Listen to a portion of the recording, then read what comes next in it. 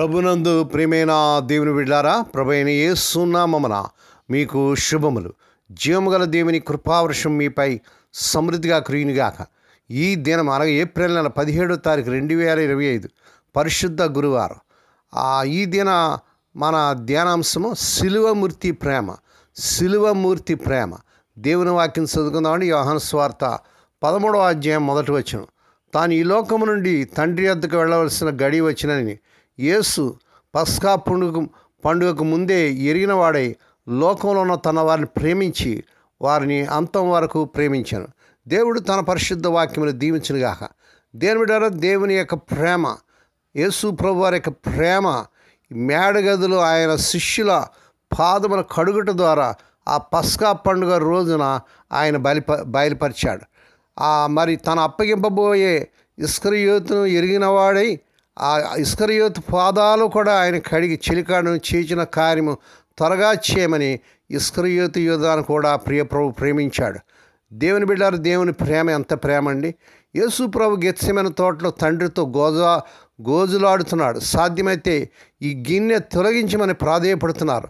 అలా 3 సార్లు ప్రార్థించిన తర్వాత ప్రభువుకు తండ్రి చిత్తం స్పష్టంగా అర్థమైంది. మానవ చరిత్రకే పునర్జన్మ అయిన తండ్రి చిత్తాన్ని నెరవేర్చడానికి తన ప్రాణాన్ని పరిమళ వాసనగా అర్పించడానికి అడుగు ముందుకు వేశారు. ఇదిగో ఆ గడియ వచ్చినది, మనిషి కుమారుడు పాపుల చేతికి అప్పగింపబడుచున్నాడు. ఇదిగో నన్ను అప్పగించేవాడు సమీపించినాడని వారితో చెప్పాను. మత్తయి సువార్త 26వ అధ్యాయం 45వ వచనం. యేసు ప్రభు తనను వెంబడించడానికి 12 శిష్యులను ఏర్పరచుకున్నాడు. అందులో ఆ ఇస్కరియోతు యోధ ఒక శిష్యుడు. అందుకు యేసు, నేను మిమ్మల్ని 12 మందిని ఏర్పరచుకోలేదా? మీలో ఒకడు సాతానని వారితో చెప్పాను. సీమోను ఈ ఇస్కరియోతు యోధ 12 మందిలో ఒక్కడేయండి ఆయన అప్పగించబోచుండాను గనుక వారి గూర్చియే ఆయన ఈ మాట చెప్పినట్లుగా యోహాను సువార్త 6వ అధ్యాయం 70వ వచనం చూస్తున్నాం.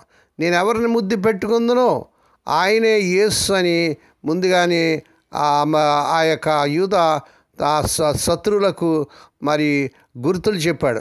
లేఖమని నెరవేరినట్లు యోధ శిష్యునిగా ప్రభుతో అత్యంత సన్నిహితంగా మెలిగాడు. ప్రభుతో కలిసి భోజనం చేశాడు. ప్రభుతో స్వార్థ సేవకు అనేక ప్రాంతాలకు వెళ్ళాడు. ప్రభు అద్భుత కార్యాలకు, స్వస్థ కార్యాలకు సజీవ సాక్షిగా ఉన్నాడు. తను అప్పగించబోయే యోధాను గురించి ప్రభువుకు ముందే తెలుసు. ప్రక్కలో బల్యంలాగా యోధా నమ్మక ద్రోహం ప్రభువును ఎంతగానో బాధించి ఉండవచ్చు. పాలు పోసిన చేతినే కరవబోని యోధాను గురించి ప్రియప్రభు ఏమంటున్నాడో చూడండి. నేను నమ్ముకొని నా విహితుడు నా ఇంట భోజనం చేసినవాడు తన్నుటకే తన మడిమెనెత్తినంటాడు. ఈ పని చేసిన నీవు నా సహకారి, నా చిలికాడు, నా పరిచయుడు అంటాడు. కీర్తన గ్రంథం 55వ కీర్తన 13వ వచనం. అనుక్షణం తన కళ్ళ ముందు తిరుగుతున్న యోధా గురించి ప్రభుకు ముందే తెలుసు.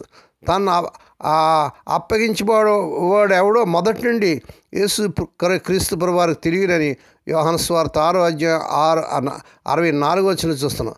ప్రభు యోధాను ద్వేషించలేదు, శపించలేదు. యోధాలో అపవాదిని మాత్రమే చూస్తాడు. యోధాగా ప్రేమించాడు. అపవాది కుతంత్రానికి ఆయుధంగా మారిన యోధా మీదనే ఆ కనికరం చూపించాడు, కానీ కఠినత్వం కాదు. తన సన్నిధి నుండి బహిష్కరించలేదు.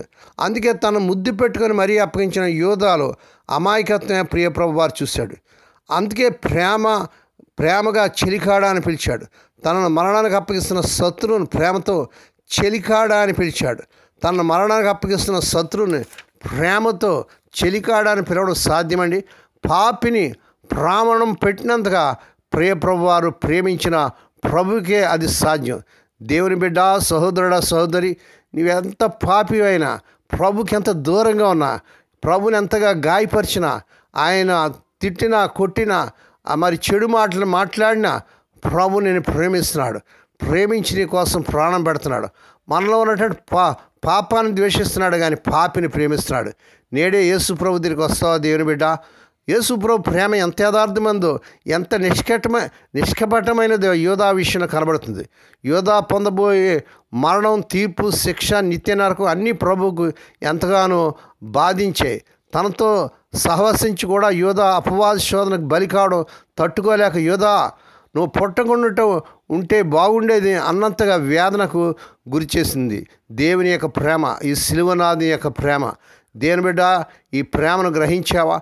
నేడే ఈ ప్రేమ దగ్గరికి వస్తావా? ఆ ప్రభుని అంగీకరిస్తావు నీ దేవునిగా, నీ రక్షకునిగా. నేడే నీ హృదయాన్ని తిరుగు. నీకోసం ఆయన చేతులు చాపుతున్నాడు. నేడే ప్రభు దగ్గర రమ్ము.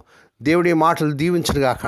ప్రార్థన చేసుకున్నాడు. పరిశుద్ధమైన మా తండ్రి, నీ పరిశుద్ధ నామమునకు వందనాలు స్తోత్రాలు చెల్లించిన నాయన మిమ్మల్ని అప్పగించబోయే యోధాను కూడా ద్రోహి అని యోధాని ఎరిగిన వాడవి అతను ప్రేమించావు తండ్రి. అవును ప్రభా, ఎంత నీచ పాపినైనా, ఎంత దూరస్తునైనా మా తండ్రి నువ్వు ప్రేమిస్తున్నావు నాయన. ఎంత పాపినైనా ఇంతగా మార్చేటువంటి దేవుడు ప్రభా, ప్రేమించి మా భక్తిహీనము పనికిమాలమైన మా కోసం మీ ప్రాణానే పెట్టావు తండ్రి.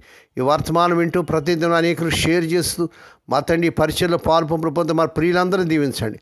ఎవరైతే సమస్యలు, కష్టాలు, వేదనలు, దుఃఖాల్లో ఉన్నారు, ఆర్థిక సమస్యలు ఉన్నారు, మరి కోర్టు సమస్యలు ఉన్నారు, మీరు కార్యం జరిగించుకోండి.